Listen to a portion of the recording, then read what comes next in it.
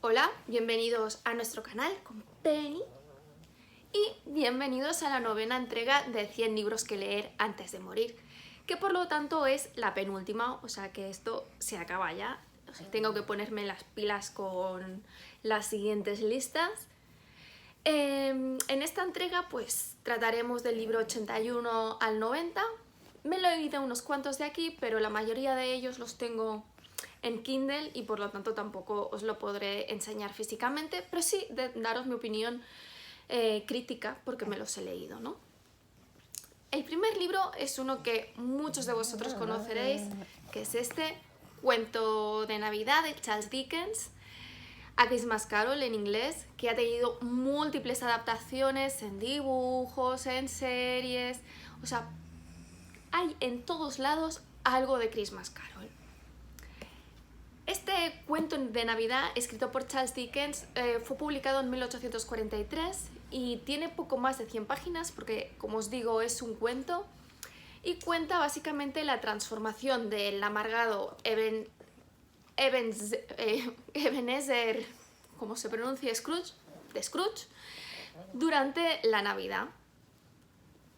El libro se divide en 5 partes y empieza Nochebuena tras la muerte de su socio en el negocio que tienen, Marley, y esa noche precisamente es visitado por su fantasma que deambula por el mundo con un montón de cadenas y que no puede ir al más allá y que vive en este entremundo debido a su avaricia y egoísmo, que Scrooge lo supera aún más en ello.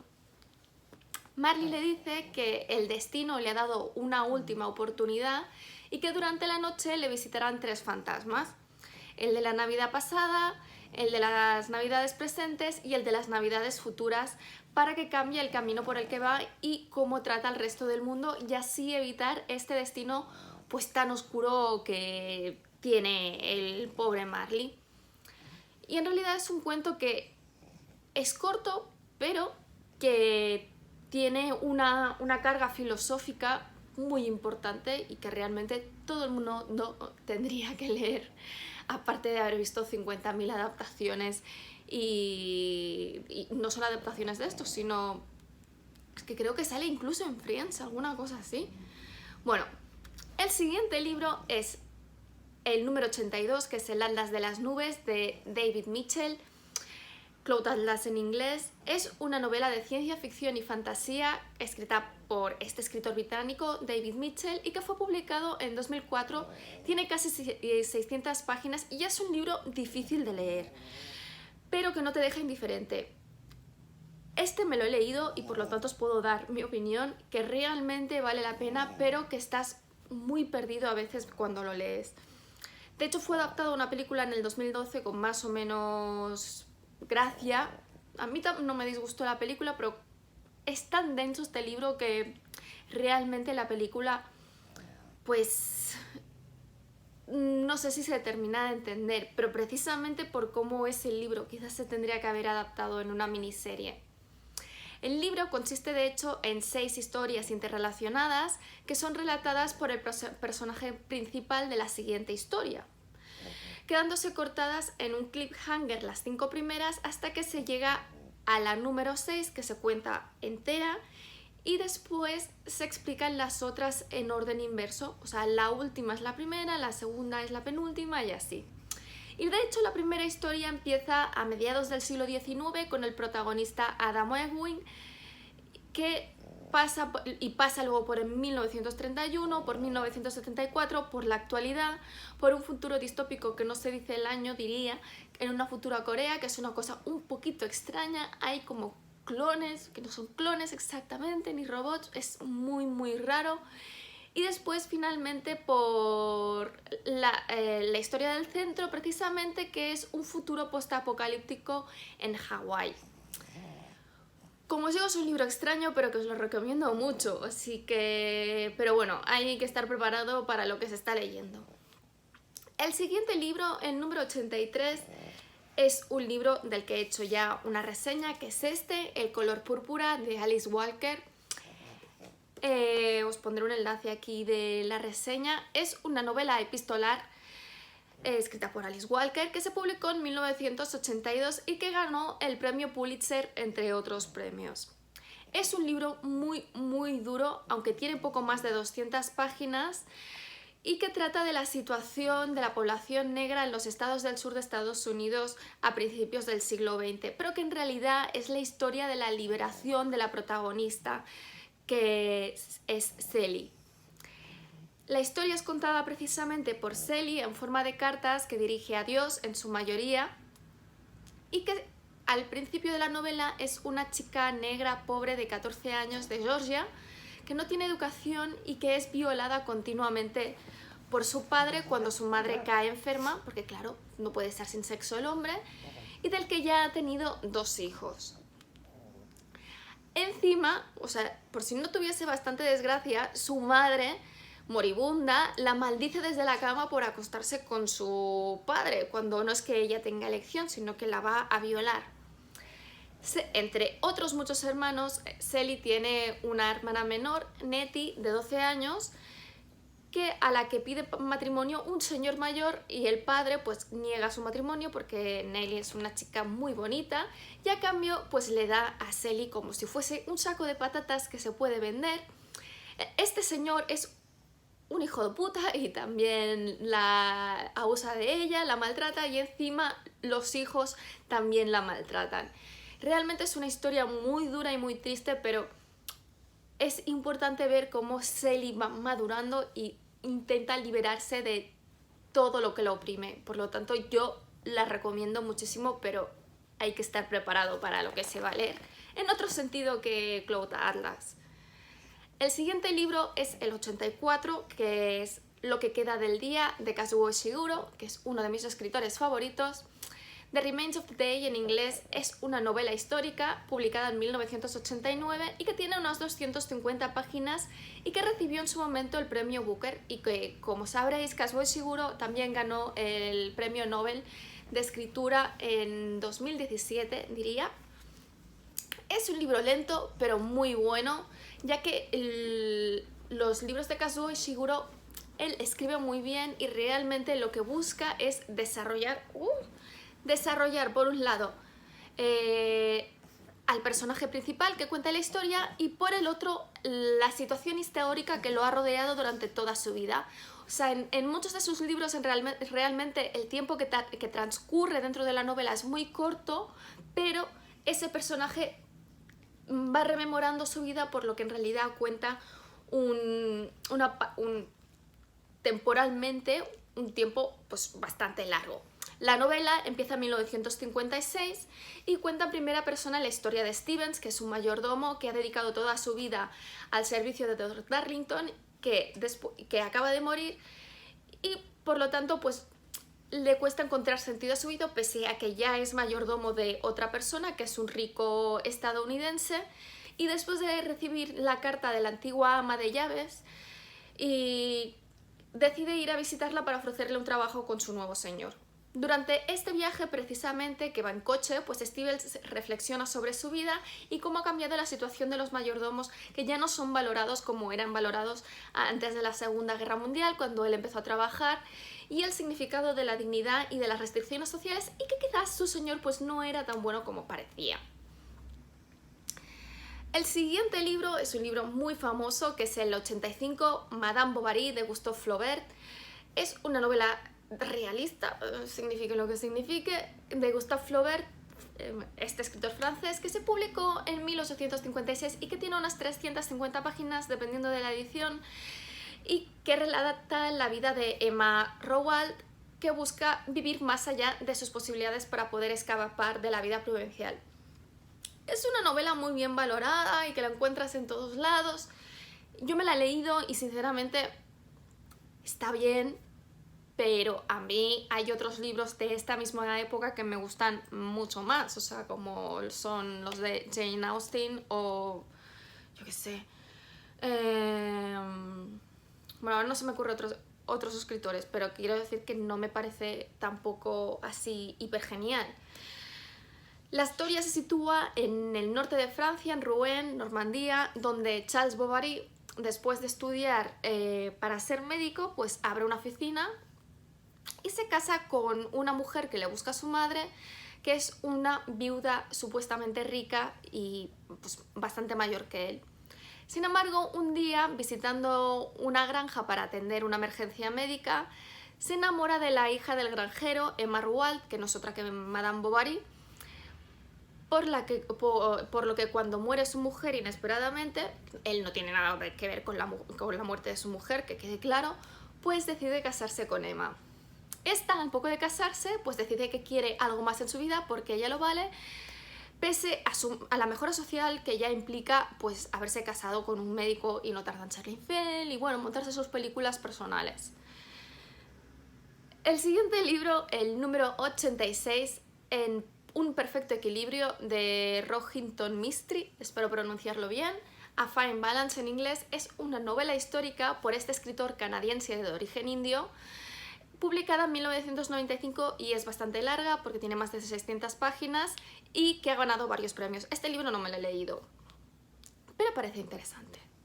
La historia se sitúa en una ciudad indeterminada de la India, primero en 1975 y luego en 1984, cuando la primera ministra india, Indira Gandhi, pues invoca la emergencia y tiene 4 protagonistas que tienen diferentes orígenes y son de diferentes castas que se encuentran debido a los diferentes cambios económicos de la India y que desarrollan un lazo entre ellos. Si no lo sabéis, o sea, las castas indias indicaban tu posición social y si eras de las más bajas no podías relacionarte con nadie más y era muy difícil cambiarse de una casta a la otra porque si te casabas con alguien de una casta inferior tú bajabas, o sea, nunca podías subir, por decirlo de algún modo. Y de hecho 2 de ellos, Ishvar y Om, provienen de la casta chamar, que tradicionalmente son considerados como los intocables, y los intocables no porque sean muy poderosos, sino porque relacionarte con ellos significa bajar de tasca prácticamente en ese momento. Son las castas más inferiores, a las que nadie reconoce, a las que nadie ve, y el padre de Ishvar decide que tiene que cambiar eso e intenta romper con el sistema de castas, consiguiéndole a él y a su hermano, que es el padre de Om, un aprendizaje con un sastre musulmán en otra ciudad. Y bueno, ahí empieza todo. El siguiente libro es este, La telaraña de Charlotte Webb, de E.B. White, del que he hecho una reseña y no me preguntéis por qué, es mi vídeo más visto, o sea, extrañamente. Es un cuento para niños y está ilustrado por Garth Williams, que fue publicado en 1952.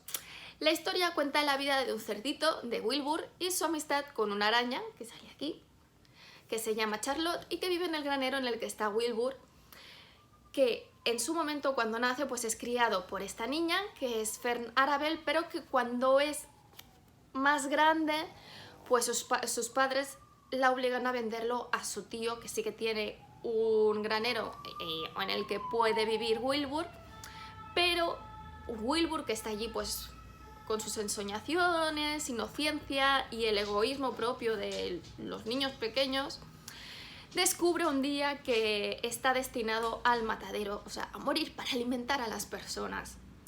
Charlotte le promete que conseguirá salvar su vida y lo que hace para salvar su vida es tejer mensajes relativos a Wilbur en sus telarañas que a la luz de la mañana con el rocío pues se leen muy claramente y le hacen famoso y es su forma para evitar que lo maten. Es un cuento muy bonito, de verdad, o sea, mucha gente que ha visto el vídeo me ha dicho que a sus hijos les han encantado, por lo tanto os lo recomiendo muchísimo porque no hace falta ser un niño para leerlo. Pero bueno, es un cuento para niños, eso también se tiene que tener en cuenta. El siguiente libro, el 88, es Las 5 personas que encontrarás en el cielo, de Mitch Albom. Es una novela de ficción religiosa, que no sabía que existía este género, o ficción filosófica, que eso sí que lo sabía, de apenas unas 200 páginas y que se publicó en 2003. La historia trata de la vida y muerte del protagonista, Eddie, que muere precisamente a los 83 años en su cumpleaños cuando trata de salvar a una niña en un parque de atracciones en el que aparentemente trabaja, con 83 años, o trabajaba. Al despertarse en el cielo, se encuentra con 5 personas que han tenido un gran impacto en su vida, aunque él en su momento no lo vio, o sobre las que él ha tenido un gran impacto sin que él lo haya sabido. Y es esta evolución espiritual y personal.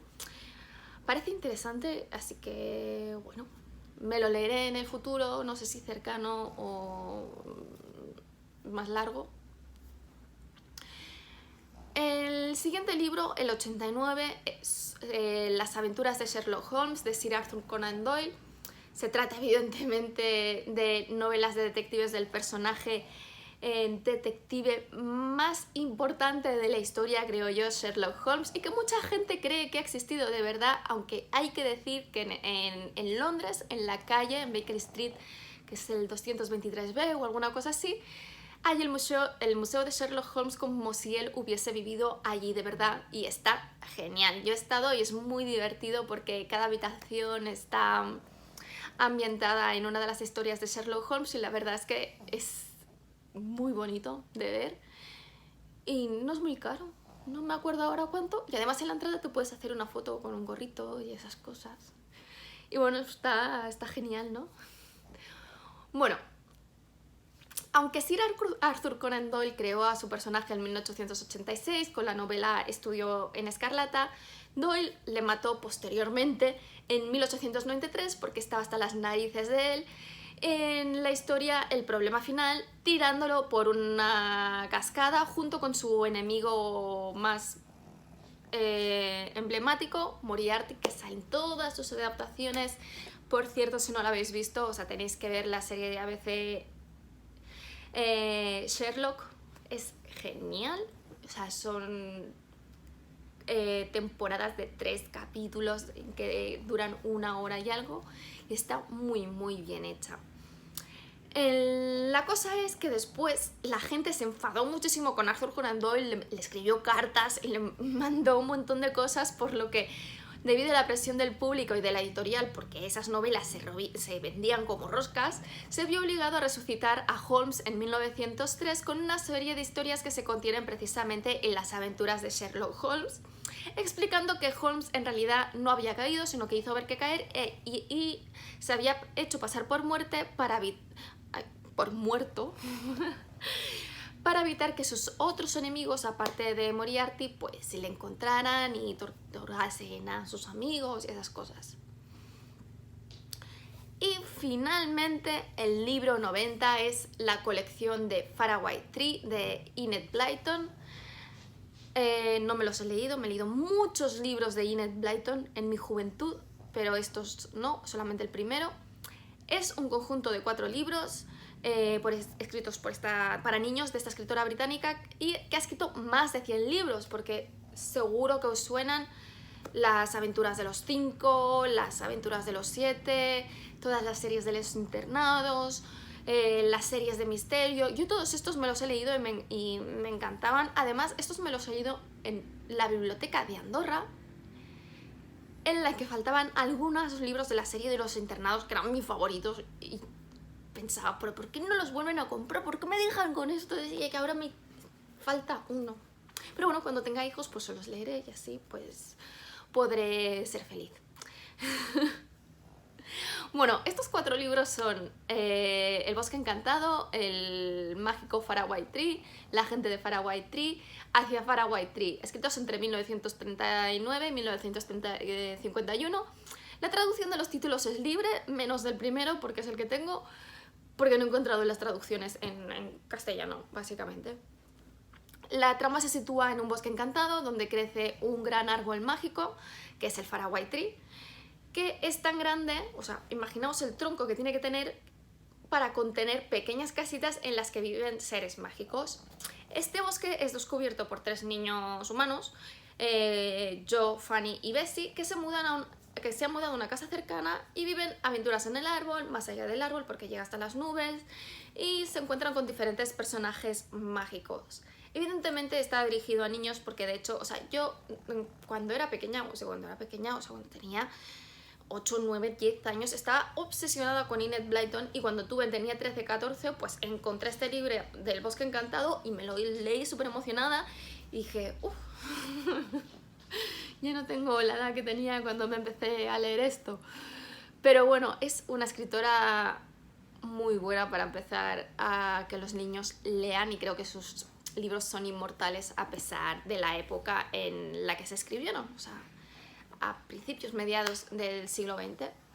Y bueno, eso es todo. Aquí tengo a Penny para despedirse. Uy, se ha desmontado. Eso es todo, espero que os haya gustado. Si es así, dadle like, si no, pues dadle un like. Dejad comentarios y si no estáis suscritos, suscribíos y nos vemos el mes que viene en la última entrega.